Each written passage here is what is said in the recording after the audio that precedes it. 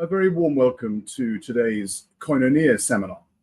The Koinonia seminars are hosted by Westminster Abbey and offered to the wider church as an opportunity to bring some of the latest theological research, reflection and insight to wider audiences. A video of this seminar will be available on the Abbey's website and YouTube channels from the middle of next week. Today you are very much welcome as not an observer but a participant in this seminar. And you're welcome to submit your own questions and comments by writing them in the chat. You have to be signed into YouTube to do this. And I will then pose your questions to our speaker towards the end of the session. Our guest today comes from a magnificently interdisciplinary background with professional training in science, philosophy and theology, and psychotherapy. Dr. Mark Vernon works on writers from Dante to Owen Barfield, and on topics from science and religion to Christian mysticism. His new book, published in the UK this month, is called Awake, William Blake and the Power of Imagination. If you live in the US, you'll have to wait until September. But if you're in the UK, you can pop out to your nearest bookshop or log on to Amazon immediately after this seminar to buy Mark's new book. The title of Mark's seminar today is drawn from this work, and it's a delight to hand over to him now, William Blake, the Christian mystic who speaks to us now.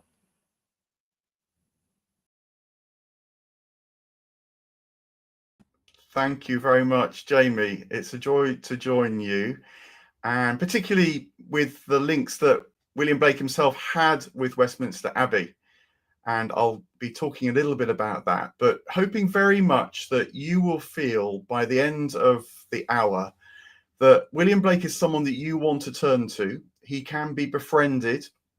He's often presented as amazing, but a little crazy, sort of welcoming into life with some of his phrases, to see a world in a grain of sand, but rapidly turning rather strange. But I think that when you understand the Christian Blake, the mystical Blake, and also how he's very sharply addressing our times, the Georgian period when he lived, have very much shaped the modern mentality that we live with still. You'll see that actually he promises and delivers this golden string, as he said, and invites us to wind it into a ball to find heaven's gate built in Jerusalem's wall. So I hope that that's what you will feel over the course of the next few minutes. But perhaps we could turn to some slides now. We will look at a lot of images and pictures of Blake. And begin with this slide here, which has the famous image of Blake that is in the National Portrait Gallery in London, alongside a picture of King George II, who was on the throne when Blake was born. George III came to the throne during Blake's life. And then also an image of a Georgian abode in Soho, a sketch of the house in which Blake was born. And this is to give some sense of the town, London, into which he was born. It's a boom town. When he was born in 1757, about 750,000 people lived in London. By the time he dies in 1827, that has quadrupled to over 3 million. And a city that was a mercantile trading city based on the Thames remained that, but it also become a madding crowd metropolis. And so he lives in this moment when London is booming from empire, but also is feeling deeply under threat. The 7 Years' War between England and France had started when he was born. And as a rough guide, you can just assume that England either was at war with France or maybe other European countries, or there was the threat hanging in the air. So it's a very tumultuous time into which Blake is born, at once deeply appealing with progress and possibility, the world coming to London, but at the same time, a profound sense of, at times, existential threat as well. He receives an informal education, largely. His parents seem to have spotted from a very young age that this one of their children was different. And part of his unusual education was to spend time in Westminster Abbey. He was indentured to an engraver, James Bazier, and Bazier sent Blake to the Abbey to draw its monuments, maybe even for a couple of years. And this was a tremendous time for Blake in his late teens. He absolutely loved the place. He felt that the Gothic architecture, as he said, held the living forms of past times. And his famous clairvoyancy and visionary capabilities absolutely flourished in the place. He not only loved to draw the monuments such as those shown on the slides now, this is Queen Eleanor and then Edward III, I think. And you notice how he hasn't just directly copied the monuments, but has turned them almost into living portraits.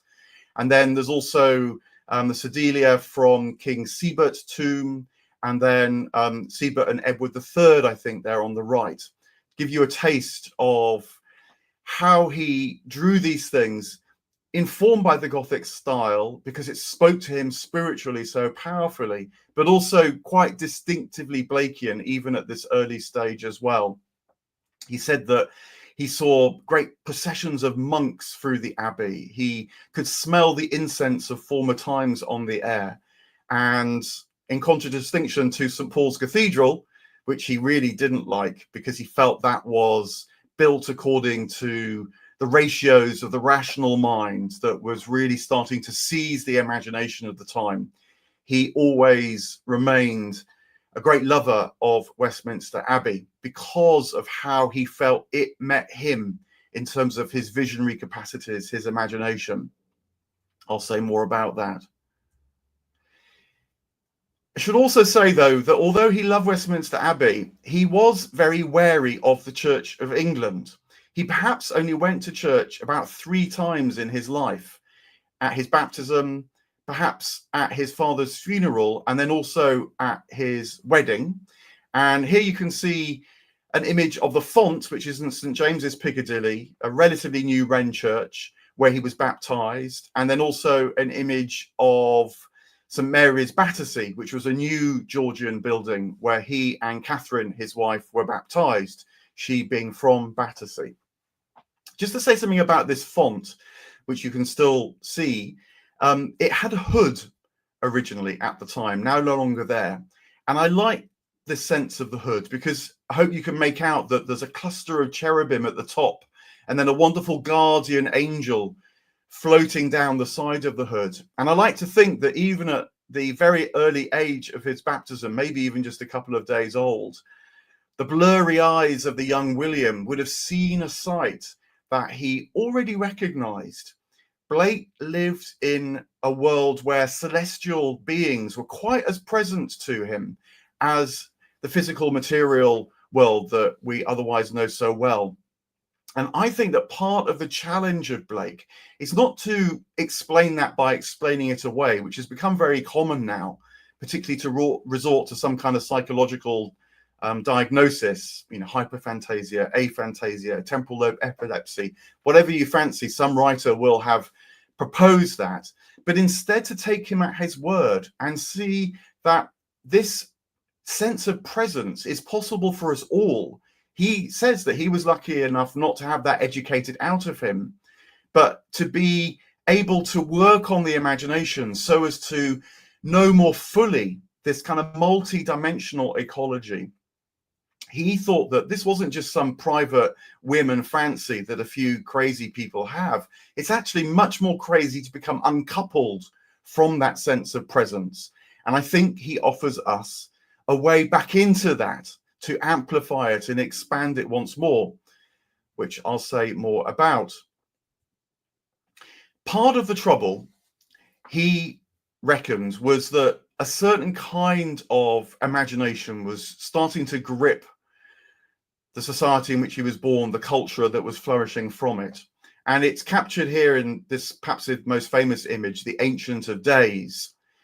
This depicts a kind of demiurgic deity who's focused on those great compasses in terms of making the world, fashioning the world, forging the world, and seems not really very aware either of the light that's trying to break through the clouds behind him, or indeed of the wind spirit that's moving so powerfully through his hair.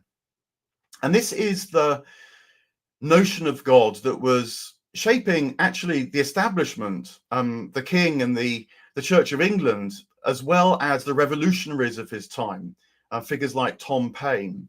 They were all reaching for a sense of the cosmos that had become so powerful because of the success of the theories of Isaac Newton, and then the way that that had been shaped by figures like John Locke, British empiricism as it's called.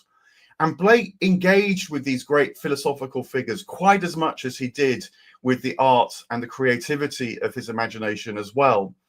His sense of what was going on was formed philosophically as well as imaginatively, the two very much going together, a process of discernment as much as expansive openness.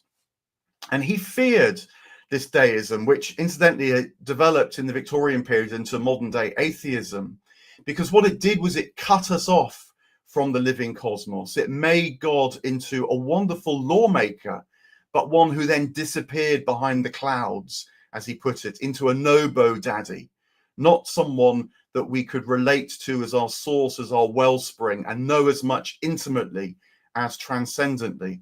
And this is beginning to say why Blake is a wonderful Christian mystic, because the mystic always knows of the divine at once intimately as well as transcendently, as once known and unknown. And Blake is very much in that tradition. The reason why he so feared this sense of the divine taking hold was two or threefold. I put a couple of his best known poems up here. London is one, and then The Garden of Love is another. And in the poem London, he famously talks of the chartered street near where the chartered Thames does flow, and the mind-forged manacles. And what this deistic understanding was doing was it was turning human interactions into transactional interactions. It was instrumentalizing the world. If God is a great designer, then the cosmos becomes beautifully designed, but nonetheless beautifully designed objects. And those objects can be used, they can be monetized, they can be controlled increasingly through legal mechanisms. And so Blake was very clear that how we imagine the cosmos to be deeply then shapes the worlds that we forge. If you like, now was being put down in the Georgian period, the sense of reality that can be today occupied even by AIs, by the sort of hyper mechanical view of things, which is so powerful now. It takes a sense of the world to enable that to happen. These things don't just appear from nowhere. There's a deep kind of preparation that goes on. And so what Blake offers us is the insight to see the inside of what is troubling now, as well as the potential in what has happened in terms of the development of technology, but to understand it in depth, and so to be able to relate to it in depth. And this is one of the reasons why I think Blake matters, not just if you're interested in mysticism, but he matters because he can unfold what's going on in the world so powerfully around us and help to address this sort of sense of impotence that you feel so much with these troubles that people fear. Similarly, Blake, to turn to the Garden of Love, was very against the reduction of Christianity, particularly into a moral creed. Perhaps the best known lines from the Garden of Love was, priests in black gowns were walking their rounds and binding with briars my joys and desires.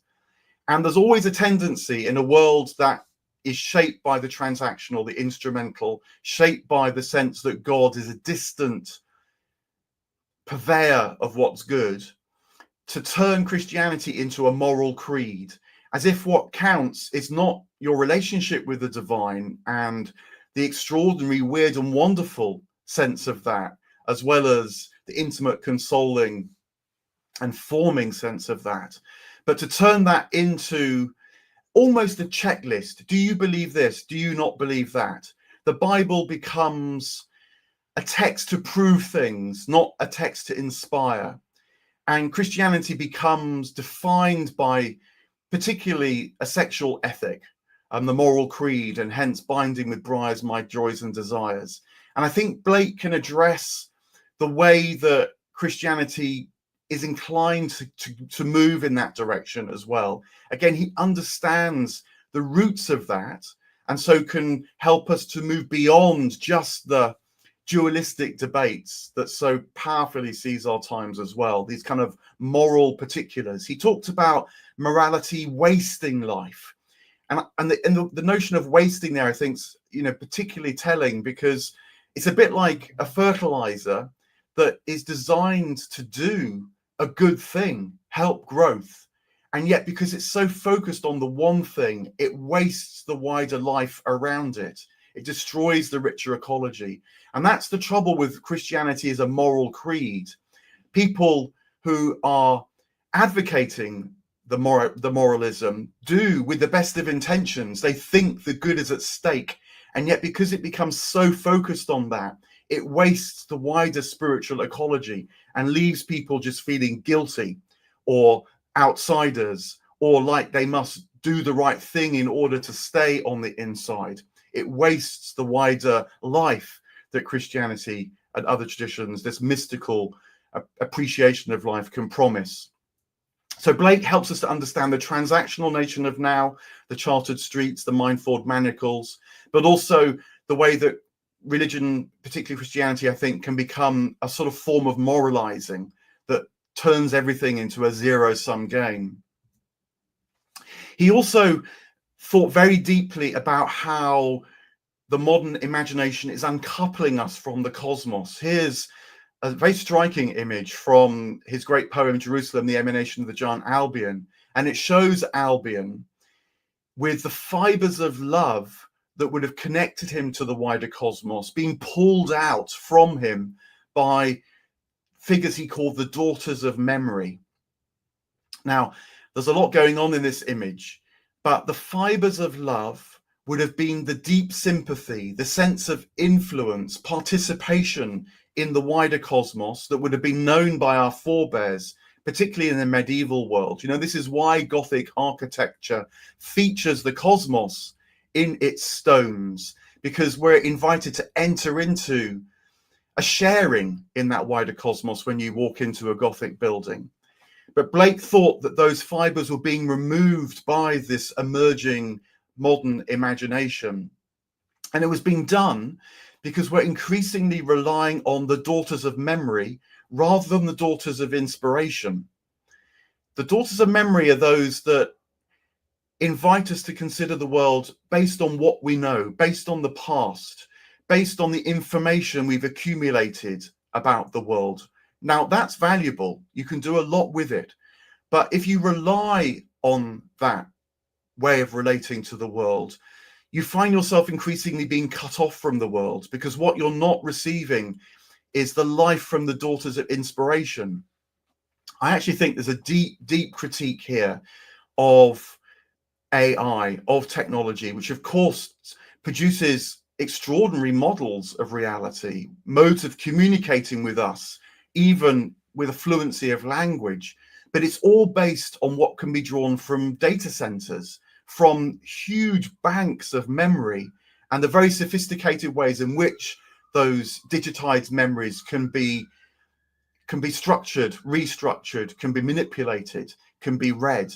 It's powerful, very powerful, but it from the ground up removes us from the daughters of inspiration, and so leaves us feeling with this sense of panic, like something's going wrong, even as we're amazed by what the daughters of memory can do. Blake sees it coming, and maybe in this image conveys something of the terror that maybe many people now are feeling because of this uncoupling from the wider cosmos. Blake is very clearly Christian about this, and particularly also warns against an instrumentalizing account of religion. he prints a pamphlet in the early part of his life. Pamphlets were very successful modes of communicating to, you know, the crowds of people in the coffee houses and the meeting places of London. And he prints one where on the cover, he says what he's going to do in this pamphlet. He says there is no natural religion.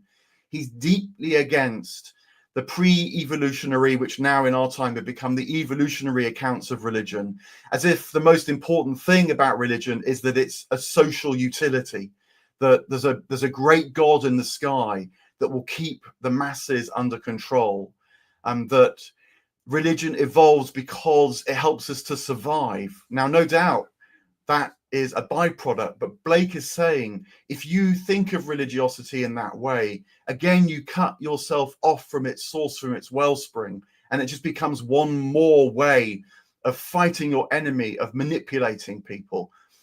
And in the second plate, which you can see on the screen there, he summarizes what he thinks is the heart of Christianity. And again, it's the Christian mystic's understanding. Therefore, God becomes as we are, that we may be as he is. It's an extraordinary claim, but the heart of the incarnation.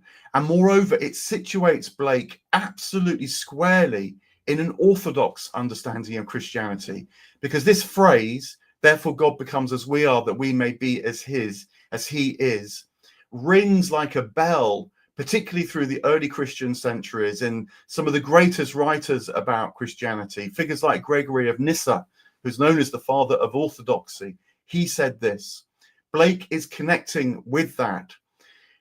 The invitation that almost feels too much to grasp, that we may be as God is. What on earth can that mean? And yet it's the heart of the Christianity that he feels we must keep clear in our minds. And whilst there will be other elements that a full-blooded religiosity brings, we must make sure that we don't let the tail wag the dog when we're thinking about what religion might be about. This also gives Blake a deep understanding of what's going wrong in terms of the emergence of consumption. Again, this kind of deep, imaginative, spiritual understanding of our times. In the same pamphlet, There's No Natural Religion, he writes these two things as well, which maybe I'll just unpick a bit. He says, the bounded is loathed by its possessor. The same dull round, even of a universe, would soon become a mill with complicated wheels. So this is a vision of the cosmos as it's now becoming to be understood. A mill with complicated wheels, a giant mechanism, a dull round just turning. And what he realizes is that if we feel that's the cosmos in which we live, it'll be loathed by us, by the human imagination, because the bounded is loathed by its possessor. We human beings are finite creatures, are mortal creatures, are temporal creatures, but we have a powerful sense and taste for the infinite, for the eternal. As another contemporary of Blake's, actually, Friedrich Schleiermacher, the famous romantic theologian, put it. And if we deny that, then what happens is what Blake describes in the second plate. And there he says that we human beings desire nothing less than the all. And if you can read it in the midpoint of that plate there, more is the cry of a mistaken soul. Less than all cannot satisfy man, cannot satisfy us. And this more is the cry that was increasingly to be heard on the streets of London, of course, now powerfully shapes not just the city of London, but much of the world. The consumptive way of trying to address this sense of the infinite, this desire for the all.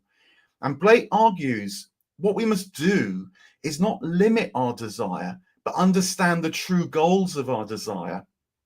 And that can only be understood with the mystical frame that he offers, with the sense that God becomes as we are, that we may become as he is.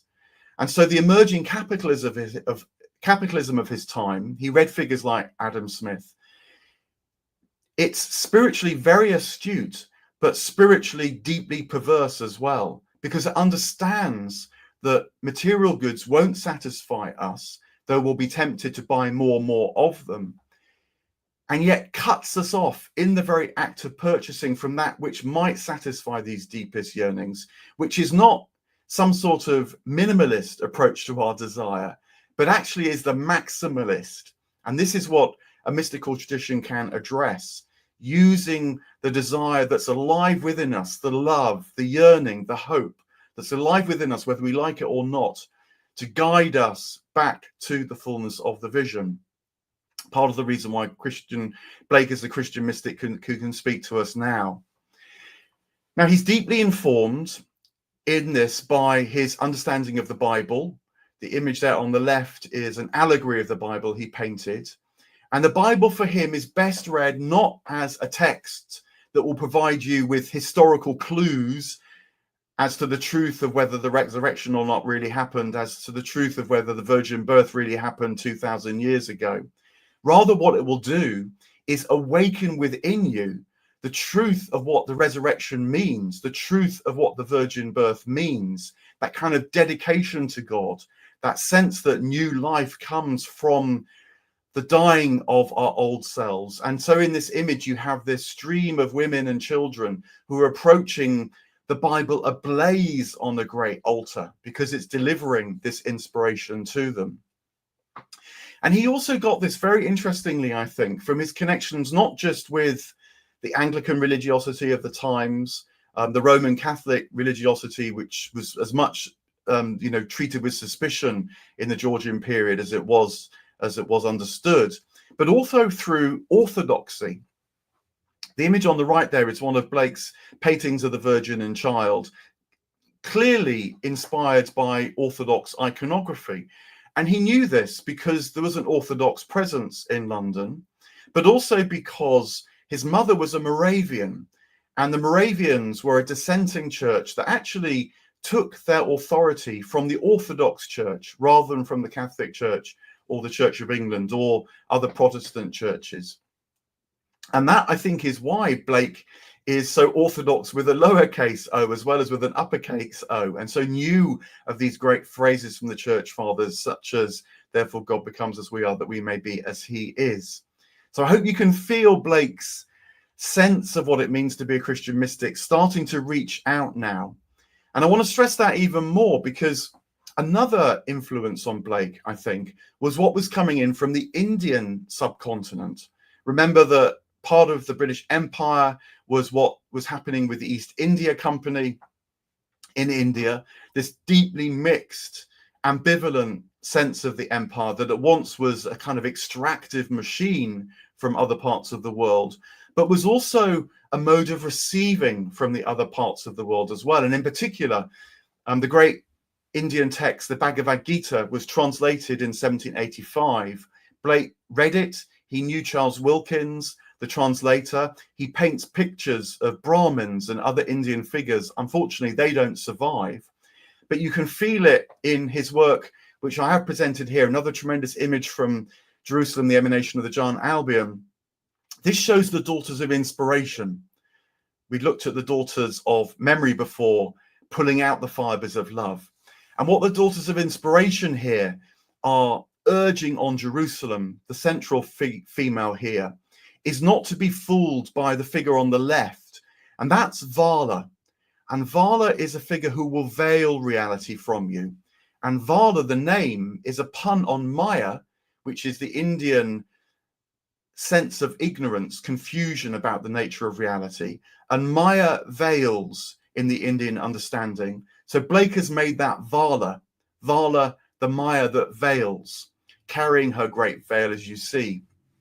And I couldn't resist also this image because if you'll look a bit more carefully, you'll see that Vala is on the side of St. Paul's Cathedral, whereas the Daughters of Inspiration are on the side of Westminster Abbey, as Blake has depicted it here. And again, this is turning to the sense in which the Gothic conveys the living forms. It welcomes you into the cosmos as a participant, whereas he felt that that architecture represented by St. Paul's Cathedral was based on sort of very impressive, but ultimately alienating ratios.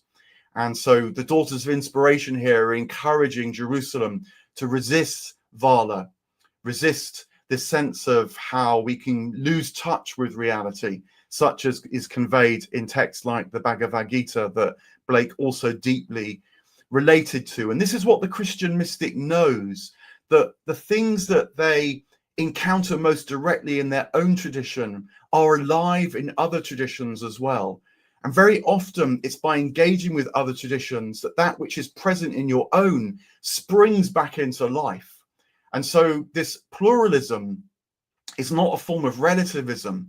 It's quite the opposite. It's a way of intensifying the sense of the immanent transcendent that you know in your own tradition, your first language, if you like. Blake also taps into another key part of Christian mysticism, which is often drawing from these sayings of Jesus in the Gospels, that it's in dying to ourselves that we discover life. It's in taking up our cross that we find the life of Christ. And so here, again, from the Jerusalem, the emanation of the giant Albion, is an image in which Christ is depicted very clearly on the cross. But then you kind of look again and you realize that the inner meaning of that is being portrayed by Blake as well, because I hope you can see that this cross is actually a tree. And moreover, it's a tree that's bearing fruit. And then you realize that although the Christ figure has died, in the moment of death, a new life is bursting forth in the light, emanating from the Christ's head. And then there's the figure looking on. Maybe it's someone from the poem, maybe it's Blake, maybe it's supposed to be us as well, taking on the shape of the cross in order to know that life, gazing into the depths, even as the sense of who you are moves from an isolated, alienated, mortal, fearing self into that wider, open, eternal sense of the divine presence. It's in dying that we find ourselves. And Blake regularly prays, annihilate the selfhood in me.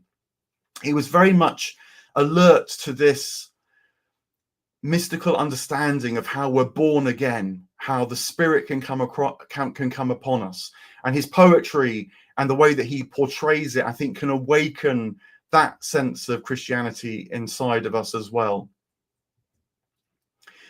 Another tremendous image that conveys something of this. He engaged very often with biblical stories. He painted dozens actually of scenes from biblical stories. And here's one from a very well-known incident that is recorded in John's Gospel, where Jesus has dragged before him the woman caught in adultery. And the Pharisees ask Jesus what should happen to her. He says, let the one without sin cast the first stone, because according to the ancient law, she should be stoned. And they realize that they're not without sin, and so withdraw.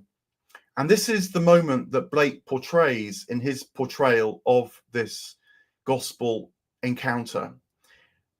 Her accusers are withdrawing, and yet it's a moment in which it's unclear what's going to happen to her. Because, of course, Jesus is the one without sin. He could pick up a stone and begin the punishment. And yet he leans down and draws in the sand. This is actually the second time he's drawn in the sand. Now, people wonder, of course, what Christ writes in the sand. I rather like the interpretation that when a rabbi, when a teacher drew in the dirt, it was a sign that they were drawing something up from the divine presence. They were going to make an authoritative judgment. So this is Christ drawing in the sand, still as judge. But what's going to happen is that he judges in order to liberate, not to condemn. And this was central and square to Blake's understanding of Christianity. If you lose touch with the almost reckless message of the gospel of forgiveness, then you lose touch with the gospel completely. There is a judgment, which is a seeing clearly who you are, but there's a judgment so as to liberate, not so as to condemn. And then look at the figure of the woman herself. Blake portrays her in a very unique way, in fact. She's got her hands bound and she has a breast showing. And so she too is portrayed in this liminal moment of not really being clear what's going to happen. The binding of the hands represents the way that she's trapped, of course. She's standing in judgment. But the exposed breast probably relates to the great figure from the French Revolution of Marianne, the figure of liberty. So she also has the possibility of liberty in her as well. But what kind of liberty is it going to be? And I think that this then bounces us back to the figure of Jesus. Because if you look at this image for any length of time, you realize that the way that Blake has portrayed Jesus writing in the dirt is so as to show him bowing before her as well. And I think that this is what Blake is wanting us to see as we contemplate the image, that her liberty is going to be recognizing in herself the human form divine, as Blake puts it, which we see in Jesus. Jesus is bowing towards her because he recognizes in her what he knows to be present in himself, the human form divine. Blake is the Christian mystic who speaks to us now because he's not afraid of the radicality of the Christian message, the Christian gospel.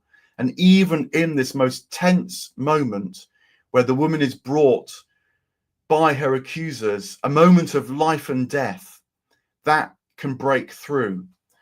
Jesus, as it's also put, and Christians, as it's also put by Paul, are called to be thoroughly in the world, but not of the world. And so in any moment, almost able to bring down a completely different sense of what it might be to be human, to know what it is to be human.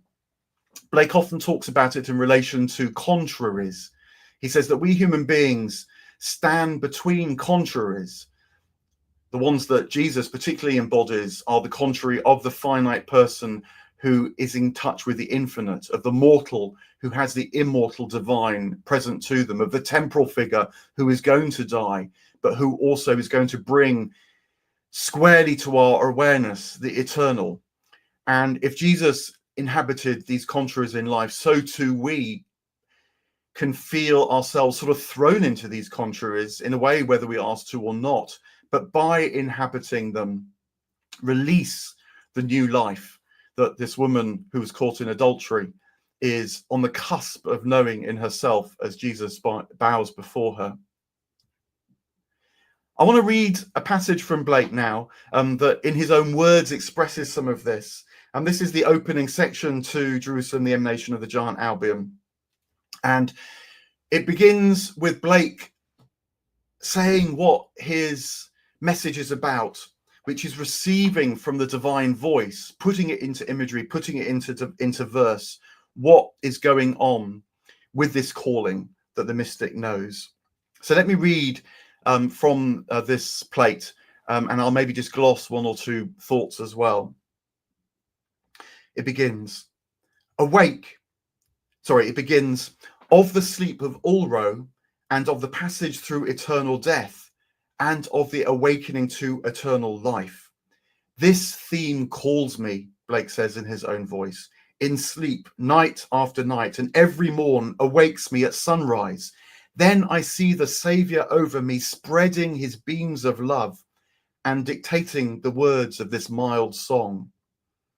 So he's going to talk of the passage through eternal death, this dying to yourself, and of the awakening to eternal life, and of the Saviour's role, Jesus's role, who brings the beams of love, both the beams of the cross, but also the effulgent beams of the divine light into our lives.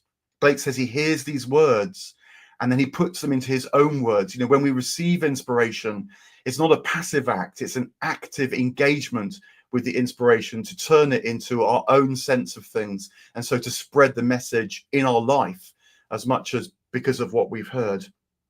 And this is the way that Blake says he hears the words of the Saviour. The Saviour says to him, awake, awake, O sleeper of the land of shadows, wake, expand. I am in you and you in me, mutual in love divine. Fibres of love from man to man through Albion's present land, in all the dark Atlantic vale, down from the hills of Surrey, black water accumulates, Return, Albion, return. Thy brethren call thee, and thy fathers and thy sons weep at thy soul's disease, and the divine vision is darkened. Thy emanation that was wont to play before thy face, beaming forth with her daughters into the divine bosom, where hast thou hidden thy emanation, lovely Jerusalem, from the vision and fruition of the Holy One? I am not a God afar off, I'm a brother and friend. Within your bosoms I reside, and you reside in me. Lo, we are one, forgiving all evil, not seeking recompense. Ye are my members, O ye sleepers of Beulah, land of shades. And yet Albion, at this moment in the poem, the beginning, setting up the great struggle and revelation that the poem's going to convey, responds in this way and says at the bottom of this plate, but the perturbed man away turns down the valleys dark, saying, we are not one, we are many, thou most simulative phantom of the overheated brain, shadow of immortality, seeking to keep my soul a victim to thy love, which binds man, the enemy of man, into deceitful friendships. Jerusalem is not, her daughters are indefinite. By demonstration, man alone can live, and not by faith. The Malvern and the Cheviot, the Wolds, Flynlimmon and Snowdon are mine. Here will I build my laws of moral virtue. Humanity shall be no more, but war and princedom and victory. So spoke Albion in jealous fears, hiding his emanation upon the Thames and Medway, rivers of Beulah, dissembling his jealousy before the throne divine, darkening, cold. So this is the world that is so present, and yet also Blake's invitation to awaken and to know that even within that presence is the divine calling us back to the spiritual awareness that our emanation Jerusalem can bring. You can read perhaps the two best known poems of Blake after we finish to get some sense of this, The Lamb and the Tiger. The Lamb speaks of the beautiful lamb that shares the name of Jesus, and also, because we're Christ's children too, shares the sympathy of that name as well. We're called by his name, Blake says at the end. And so you get that sense of an ecology that can reach out across the whole living world, that we human beings can know ourselves part of that in the poem. But then you'll also know the tiger, tiger, tiger burning bright, that has this most amazing moment towards the end where the poet asks, did he smile his work to see, the fearsome tiger? Did he who made the lamb make thee? And this is the other side of the mystical vision, that it at once can feel confident in the faith, and yet that faith also brings such an expansion of the divine awareness that we're led into a kind of inner darkness, the apophatic, the ineffable, known even as we look into the natural world with the lamb on the one hand and the tiger who would mutilate the lamb on the other. It's another contrary that Blake invites us to embrace, not to try and resolve, because that very embrace can tip us into an ever wider and more expansive sense of the divine. So look, I'll draw to a close now. I hope there's questions and thoughts and comments. You know, the simplest ones are often the best because they get to the heart of it. Please do feel free to put anything into the chat. But I leave you there with an image of the relatively new tombstone of Blake, which is in Bunhill Fields in London. It was unveiled a few years back on the spot that Blake was died. And you can see there the words that are inscribed on the tombstone that I was really delighted to see were chosen, because I think it speaks directly to Blake the mystic. He's known as all sorts of things: a political figure, a literary figure, of course, a great artist, inspiring all sorts of figures. But to my mind, if you remove the prophet from Blake, then you really remove the heart of Blake. And the words go, I give you the end of a golden string, only wind it into a ball. It will lead you in at heaven's gate, built in Jerusalem's wall. And I hope that my book can help renew that sense of who Blake might be and invite us to befriend him once again. So I'll draw to a close there, Jamie. Into quite a few characters who might otherwise be seen as complicated or multi-layered. I think of your amazing book on the Divine Comedy, which I took with me on retreat a few years ago. But you've given us such an insight into Blake, right into his sort of heart somehow, and lots of questions bubbling in my mind. But I just want to, before I begin, by abusing the chair and asking one myself, to encourage, as you have, friends, colleagues, other people in this seminar to pose your questions in the chat. Mark, I wonder if I might begin with quite a big and contemporary question, actually. I mean, I'm sort of struck by the thought that had Blake not been born in England, but actually been born in Greece or in Eastern Europe, he would have probably been a schema monk living at the great Lavro on Mount Athos. There's this kind of absolute attention to the very heart of the matter, isn't there? Not least his reminder to us that Christianity is fundamentally an Eastern religion. But we're about to, at some point in the next months, hear the name of a new Archbishop of Canterbury. If you had the opportunity to give advice to an incoming Archbishop, as a Blakean, what straightforward words might you offer that person at this moment in the world's life? Gosh, well, I think at the heart of it's got to be that if you lose touch with the inner dynamics in Christianity, if that's not alive and kicking in yourself and as much as possible in what you encourage in the churches, then you are focusing too much on the fruits without the roots, you might say. There's many great strengths in the Church of England, particularly around parishes and its place in society. Even as numbers decline, the place in society remains strong, and the sense of justice and so on clearly is written into people's sense of what it is to be Christian, and that all very much matters. But I think if you don't have space for the mystical, if you don't have very practical things that requires, it requires silence, and not just a pause at a point in a service, but a deep practice of silence. It requires really what monastic traditions often held so well, hence I'm sure you're right about the reference to Mount Athos there. But I think Blake living at the time he did, and we living at the times that we do, this is the great challenge really, is what does that older tradition mean in a life that isn't monastic, that is sort of secular in the sense of being in the world, but not wholly of the world. For me, in a way, Christianity in its vitality is going to stand or fall on the extent to which we can work out what that might mean now. We do live in a different world. Monasticism still exists clearly, but it's nothing like the central place in society that it had before the Reformation, which was an extraordinarily extensive part of society. A going possibility for every man and woman was to become a monk or a nun. And a vast amount of the economy even was organized around religious houses. Now that's gone.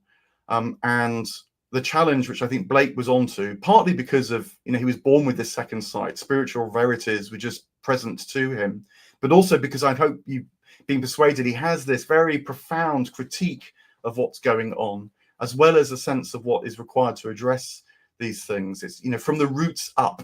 And so, whatever you felt as Archbishop of Canterbury, I hope that would be part of it. From the roots up. Thank you very, very much indeed. Fantastic. There are quite a few questions coming in, and I'll take them in order. And I wonder whether, Mark, I can tempt you to relatively short answers, if possible. One from Ken Day about your opinion of Blake's involvement with Emanuel Swedenborg and his influence on Blake. Yeah, so Swedenborg, another very famous Georgian figure in London, known as an engineer and a scientist, then in his 50s has tremendous revelations, travels to heaven and hell, he writes and tells us.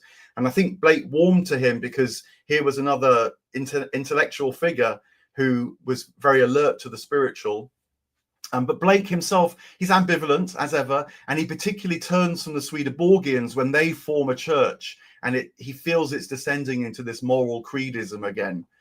So in places like The Marriage of Heaven and Hell, you can read about his relationship with the Swedenborgians. And on the one hand, glad that there's a figure who sees spiritually, but also backing off from a figure who seems to be losing the spiritual edge, in his opinion. Thank you very much. And a question from Kun Jacobs, which is very specifically about the future of the church. How might we be inspired by Blake's poetry to look at the future of the church? I mean, I would love to see engagement with Blake, obviously, but, you know, perhaps through, I don't know, reading a difficult text like Jerusalem, the Emanation of the Giant Albion, but giving yourself time to do that, because the point is that these kind of texts are formative. You don't just read them and get them and your worldview remains unchanged. They are the golden string. They are inviting you to wind it up and to see where it leads you. But that means you have to change as well. And so the poetry, the imagery can be read in, you know, Lectio Divina would be the practice, really. And so using him in that way, I think would be wonderful if that sort of sense, particularly in England, perhaps, you know, he's our local mystic. Yeah. On these shores, along with tremendous others that people are engaged with, figures like Julian of Norwich, of course. He speaks more broadly than that as well. But yeah, to get into his work as if it is an inspiration, as if it really is a wellspring for us. Thank you. And in fact, rather wonderfully, there's a very direct question next, which is from Andrea Budd about why Blake is not discussed more in Christian circles. Why do you think that might be? I think that the academic study of Blake has tended to focus on what is called the reception history. So it's how he's inspired various figures. They might be popular figures like David Bowie. They might be literary figures like Allen Ginsberg. I mean, there might be whole movements like the Transcendentalists in the US. And they might be art forms like cartoons. But I think that because we become wary, even sort of blind to this mystical tradition, it's only when it lives inside you that it really starts to speak to you. And so it can be very surprising that even a religious person, you know, might really read Blake and have a sense that there's a Christian element going on here, but not really sure what to make of it. And I think that's what's happened. And the wider culture has lost the sense of what to make of it. But even within Christian circles, it's lost the sense of what to make of it. You know, maybe because of this moral creedism, maybe because of wanting to prove things, adopting secular standards of knowing, rather than certainly welcoming those because they clearly have value, but realizing there's other ways of participating as well. Absolutely. Somebody asked a question about how one inhabits the contraries. So other contraries that Blake speaks about maybe are illuminating. He talks about love and hate being a contrary. He talks about reason and imagination being a contrary. And I actually find myself spontaneously going like this, you know, that the embodied holding of difference can be very useful on the one hand and on the other. And the point is not to try and resolve the contrary so it becomes something that you feel comfortable with in the middle, but is to live the fullness of the contrary. I mean, this is something which happens in psychotherapy, that someone will come and they'll at once feel deep love, say, for someone in their life, and maybe deep hate, deep jealousy.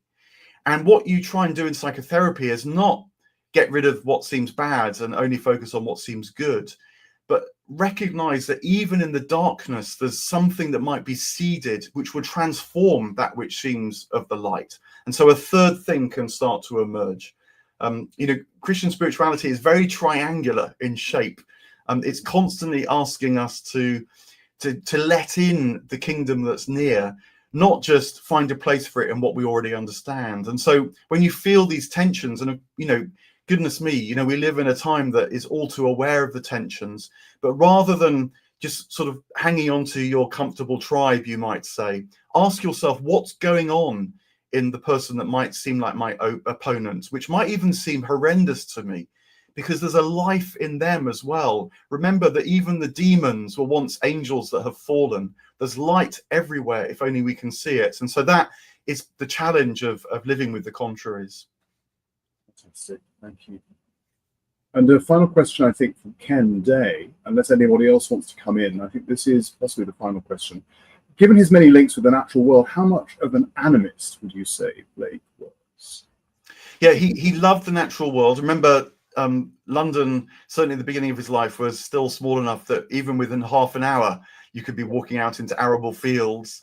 And he writes very beautifully about the natural world, all the minute particulars around and about, the trees, the sand, the clouds, the hills. They spoke to him of the divine. But I think that he very importantly wasn't a pantheist. His animism wasn't identifying the divine with the natural world. Again, this is triangular notion. He feels that we human beings have a role as consciously bridging the creator with the created, consciously linking back all that is around us with its divine source. And so he writes about how everything around us can be seen to be part of the divine intelligence. A tree has its own wisdom in the way that it lives, and its reaching to the light in the sky reminds us of the reach of the light, of the divine presence. Its roots in the dark earth remind us of the unconscious aspects of ourselves. And what the invitation for the human part of this natural world is to make this explicit, to amplify it, to praise it. And so he's very clear that we only relate fully to the natural world when we fully occupy our vocation, which he believes is to connect the minute particulars, as he puts it, back to its divine source. And so he has this sense of transcendence that's also immanent, and not just a pure immanence, you might say, because there's a sense that this world is going somewhere.